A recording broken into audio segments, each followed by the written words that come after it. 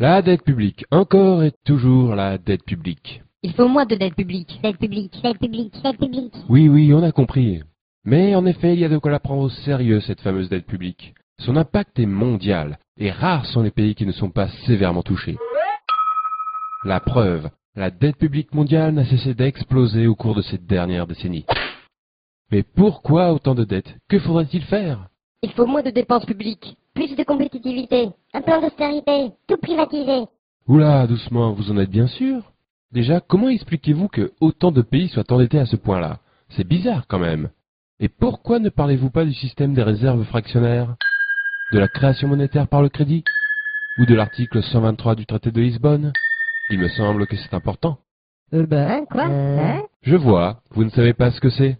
Eh bien, dans ce cas-là, il va falloir que je vous explique.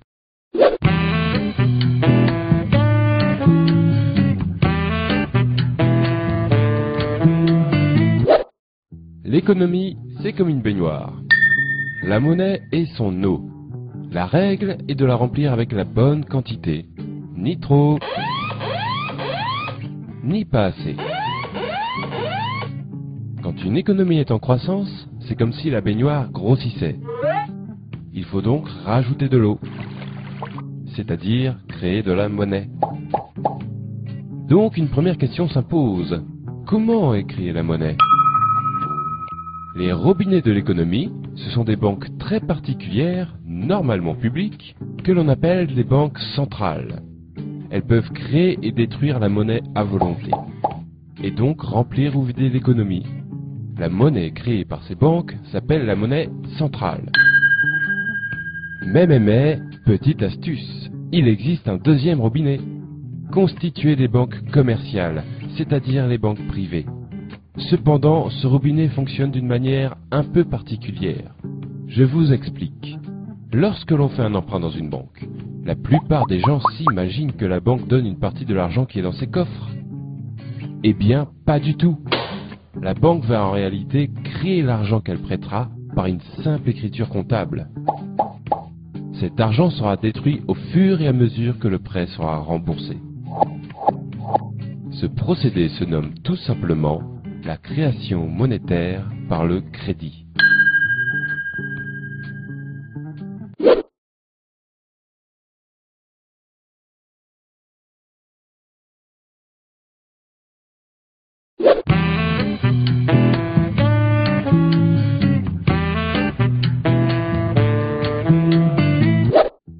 Pour savoir lequel de ces deux robinets coule le plus fort, il faut connaître les règles qui permettent de les tourner.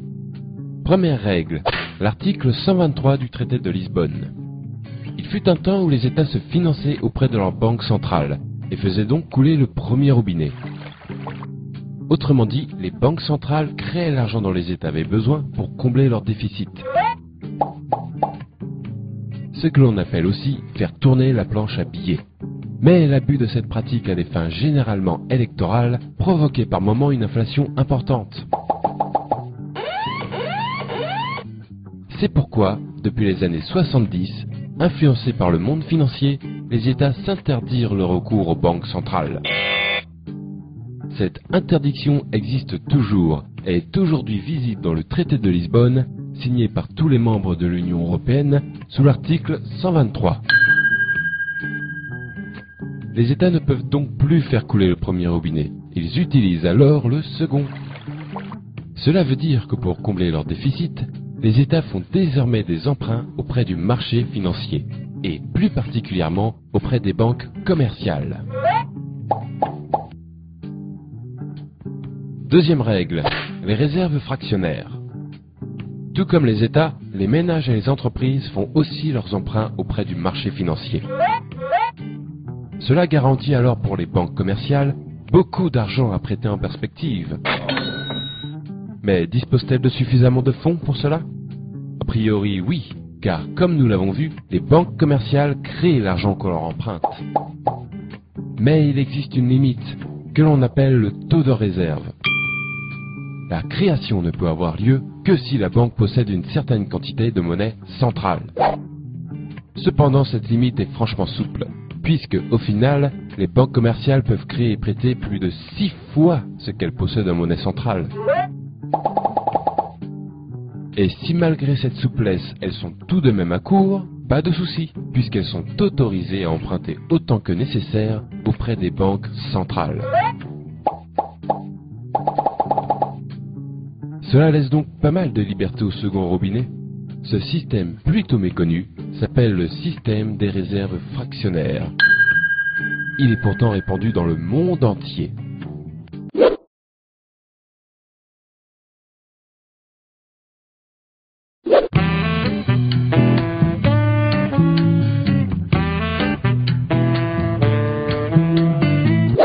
Trêve de robinetterie, revenons à la baignoire.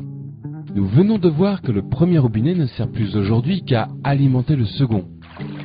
En d'autres termes, la monnaie centrale ne sert plus aujourd'hui qu'un rôle de régulation pour les banques. On peut donc comprendre que la baignoire est alors totalement remplie de la seconde eau. Autrement dit, la totalité de la monnaie en circulation prend désormais son origine dans les crédits accordés par les banques. En effet, l'essentiel de la monnaie est de la monnaie dite scripturale, c'est-à-dire de la monnaie issue du crédit. Or, il y a un problème avec cette eau. Elle s'évapore. Et oui, puisque la monnaie provient du crédit, elle disparaît quand ces mêmes crédits sont remboursés. Il faut donc sans arrêt refaire couler le second robinet pour garder la baignoire pleine. C'est-à-dire que les États, les ménages et les entreprises doivent sans cesse emprunter auprès des banques pour que l'économie fonctionne.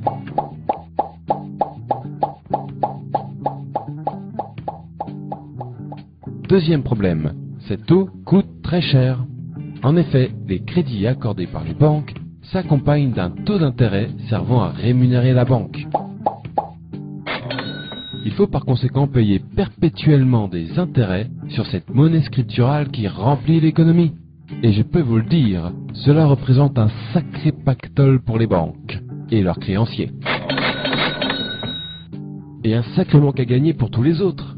On va voir combien ces fameux intérêts peuvent coûter avec un exemple concret. L'énorme dette publique française. Respectant les règles qui ont été décrites, l'État français ne fait plus appel à sa banque centrale et paye donc des intérêts depuis 1973. Lorsque l'on somme ce qui a été payé en intérêts seul depuis cette date, on obtient le nombre remarquable de 1400 milliards d'euros. Pourquoi remarquable?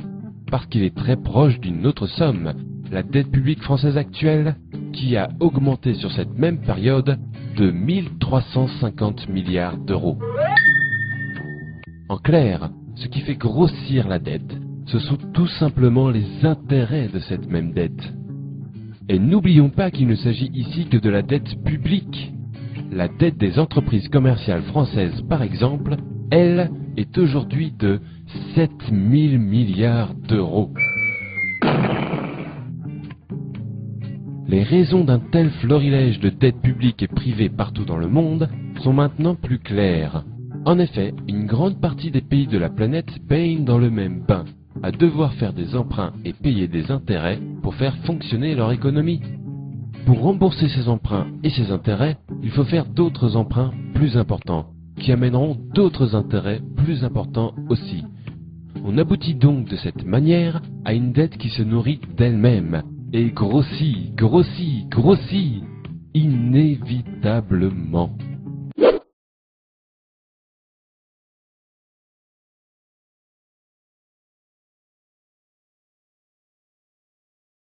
Vous avez déjà dû entendre que la dette publique est provoquée par une mauvaise gestion des dépenses de l'État, ou un manque de compétitivité, et que la seule manière de la résorber est de privatiser l'économie ou d'appliquer des plans d'austérité.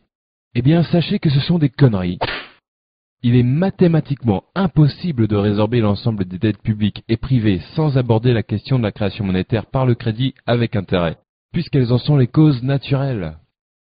Si vous voulez résorber la dette, le premier prérequis indispensable est d'arrêter de faire couler le second robinet pour remplir la baignoire, et d'utiliser plutôt le premier à bon escient. C'est-à-dire limiter le pouvoir de création monétaire aux seules banques centrales. C'est le seul moyen d'obtenir un système monétaire qui n'auto-alimente pas sa propre dette. Il y a une quarantaine d'années, les États se sont interdits l'accès à leur banque centrale, sous prétexte que le premier robinet était parfois utilisé de manière abusive. Nous sommes arrivés aujourd'hui à la situation inverse, où le premier robinet manque cruellement et un autre l'a remplacé, remplissant l'économie de dettes impossibles à rembourser. Tout cela, ne l'oublions pas, au profit des grandes banques et de leurs créanciers. Je trouve déplorable qu'un sujet si crucial ne soit ne serait-ce que débattu par la classe politique, ni ne soit jamais traité dans les grands journaux. Merci de votre attention.